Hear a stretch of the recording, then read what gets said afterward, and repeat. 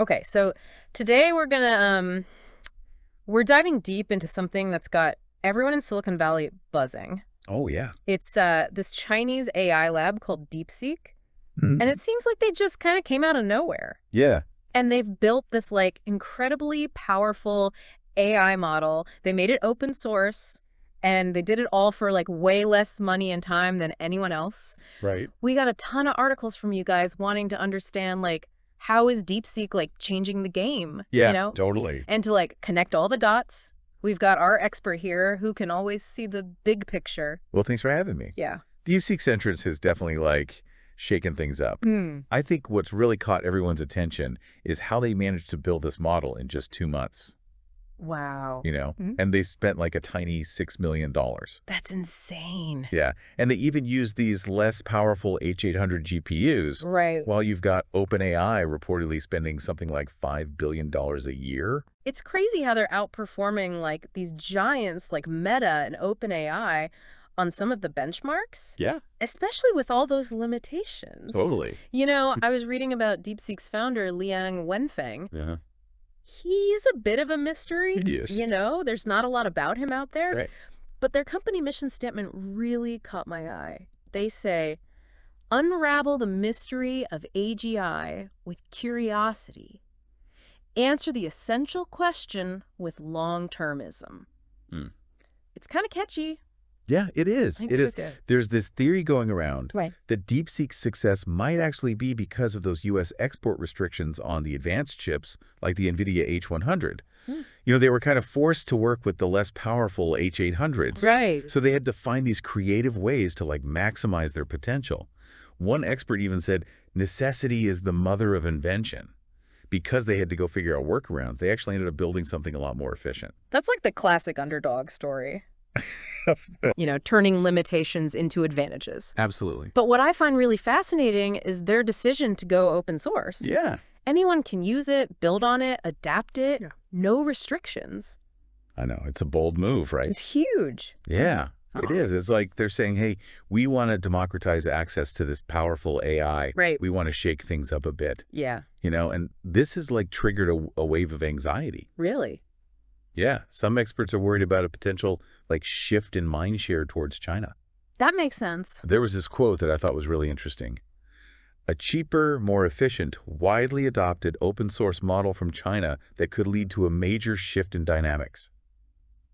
That's more dangerous because then they get to own the mindshare of the ecosystem.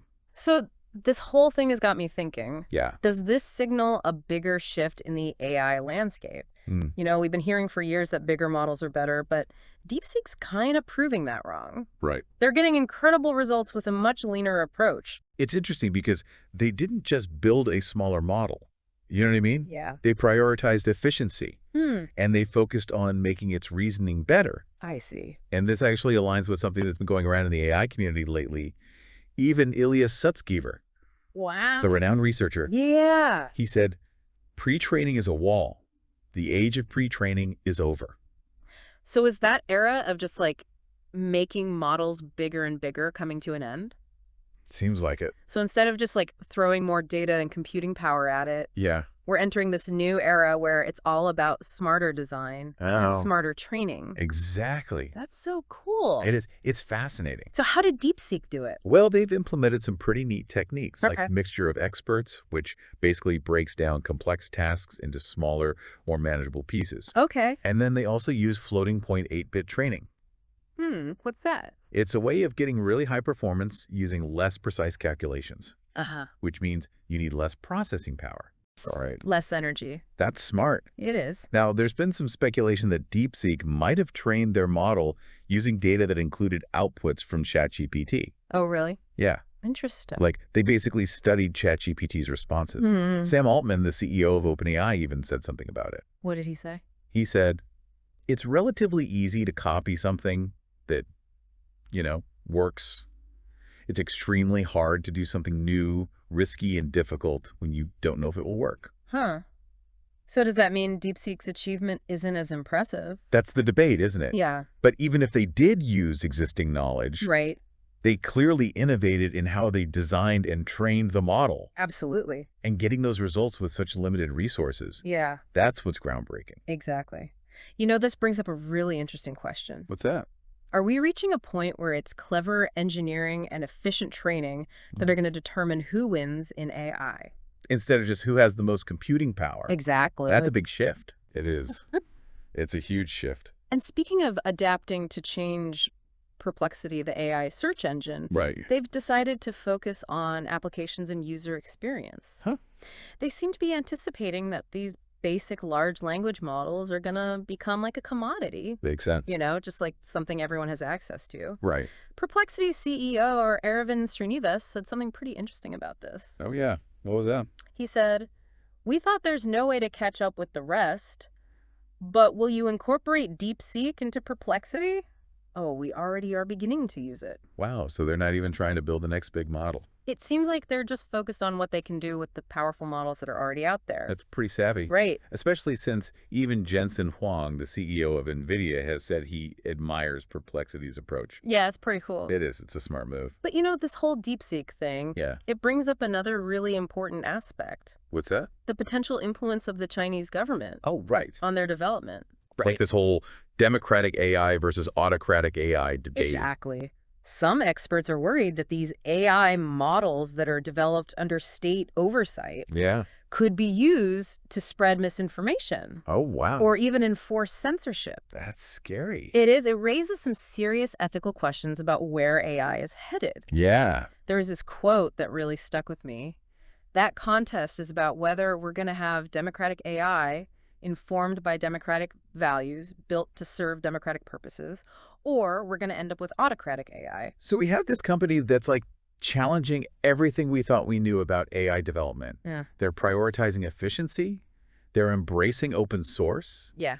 and they're operating within a system that could be heavily influenced by the government. It's a fascinating story, isn't it? It is. It's like this multi-layered narrative Yeah. about how fast AI is changing Right. and how technology, geopolitics, and ethics are all intertwined. Absolutely. This is a lot to unpack. It is. So before we move on to part 2 of our deep dive, Let's just recap the key takeaways from what we've talked about so far. sounds good. So DeepSeek has shown us that you don't necessarily need tons of money and the most powerful hardware to create a top-tier AI model. Right. Their success really highlights the potential of efficient engineering and innovative training methods. Absolutely. And they've also shown the power of open source, Yeah. making this kind of sophisticated AI accessible to more people and potentially shaking up the balance of power in the industry. And it seems like there's a bigger trend here of focusing on AI's ability to reason and solve practical problems instead of just building bigger and bigger models. It's not just about the tech anymore. Right. It's about how we use it. Exactly. And of course, we can't ignore the ethical and geopolitical implications. Right. The potential influence of the Chinese government raises some big questions about the values that are embedded in these powerful technologies Yeah. and how they'll impact the world. We'll be back in part 2 to dig deeper into these implications and explore what DeepSeek's story means for the future of AI. Sounds good. See ya then. Yeah. You know, when we were talking about Perplexity's approach, Yeah. it made me think about like the rise of open source software in the past. You know, like, Yeah. do you see any parallels there? That's a good point. Yeah. I think companies like Red Hat built these huge businesses, Right. not by like creating the Linux operating system, Yeah. but by like providing services and support around it. They Yeah. basically took this open source product and made it more user friendly and ready for big companies. So are we seeing something similar happen with AI? Sure seems like it. Could there be companies that specialize in making these open source AI models Yeah, easier to use and tailored for specific needs? exactly. That's what we're starting to see. Wow. It opens up so many possibilities Yeah. for developers and entrepreneurs who couldn't build these complex AI models on their own. Right. Now they can just use these existing ones Uh-huh. and focus on creating cool applications. This sounds pretty disruptive. It is. How do you think the big players like Google and OpenAI are reacting to all of this? Well, I don't think they're just sitting around. Yeah. They've got some big advantages. Right. Like tons of data, amazing people, established platforms. Yeah.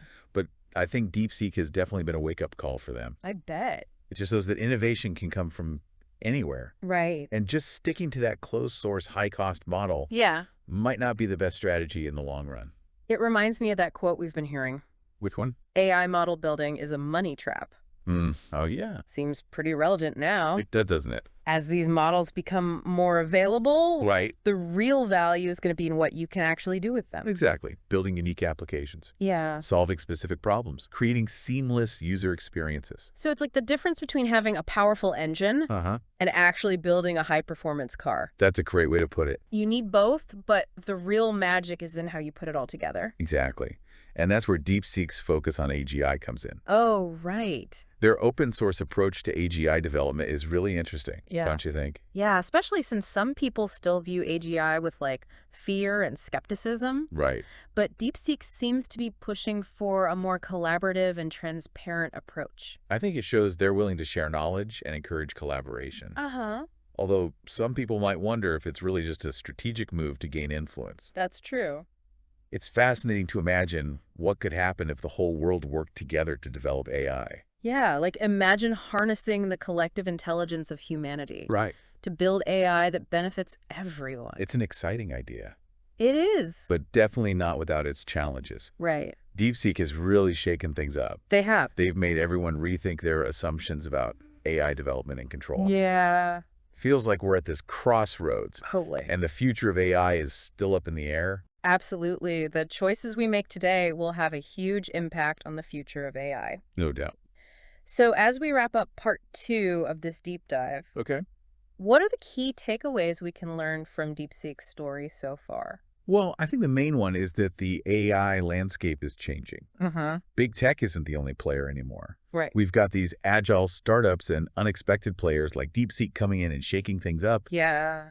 And we've learned that efficiency and smart engineering can be just as powerful as spending tons of money. Right. Especially with these open source models becoming more popular. Exactly. And the focus is shifting from just building bigger models to creating smarter, more efficient ones. Yeah. And to developing practical applications that solve real-world problems. It's not just about the technology itself anymore. It's Right. about how we use it. Exactly. We'll be back in part 3 to explore even more fascinating implications of Deepseek's emergence Looking forward to it. and what it might mean for the future of AI. You know, one thing that's been on my mind is this whole tension between like open source AI and national interests. It's kind of like a paradox. In what way?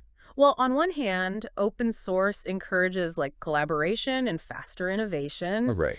and it gives more people access to the tech. Yeah. It could really democratize AI and empower individuals and smaller companies. Totally. But what if a country like China ends up dominating the whole open source AI ecosystem? Right. Wouldn't that give them a lot of control over how AI develops globally? It's a valid concern for sure. And then there's the issue of misuse.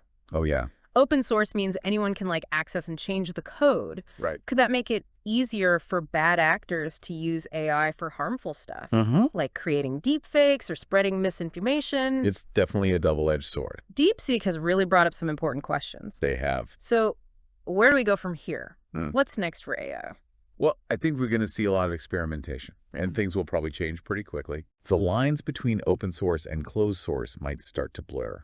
Interesting. We might see these like hybrid models, What do you mean? like companies offering both open and proprietary versions of their AI Oh, I see. to meet different needs and levels of control. And I bet the race for AGI is going to heat up, Oh, yeah. especially with new players like Deepseek coming in. Uh-huh. Do you think their open source approach could actually influence how AGI develops? It's possible. And maybe the definition of AGI will change too. How Yeah. so? Maybe we won't have this one all-powerful superintelligence. Right. Maybe it'll be more like a network of specialized AIs Oh, wow. that can work together to solve really complex problems. So instead of trying to create one perfect AI, Yeah, we might end up with this more distributed collaborative approach, exactly. kind of like the internet itself. That's a great analogy. It's crazy to think about the possibilities. It is. So as we wrap up this deep dive into DeepSeek and the future of AI, Yeah. what are the main takeaways you'd like to leave our listeners with? Well, I think the biggest one is that the AI landscape is way more dynamic and unpredictable than we thought. Uh-huh. The old rules about who's in charge and how to succeed are changing. Right. We've seen that being efficient and innovative can be just as effective as spending a ton of money. Exactly. And open source is becoming a major force. Yeah. It's making AI more accessible and speeding up innovation. But we can't forget about the responsibility that comes with this. Right. The ethical side of AI is more important than ever. Yeah. We need to be careful about how it's used and how it affects global power dynamics. It's a really exciting time for AI. It is. There's so many possibilities, Definitely. but also some big challenges. It's up to all of us researchers, entrepreneurs, policymakers, and everyday people Yeah. to make sure that AI is used for good. The future of AI isn't set in stone. Nope. It's being shaped right now, and we all have a part to play in that. Absolutely. As you continue to explore the world of AI, remember what we talked about today? Think about the opportunities, the risks, and how you can help build a future where AI benefits everyone. Thanks for joining us on this deep dive. Until next time. Keep learning, keep questioning, and keep exploring.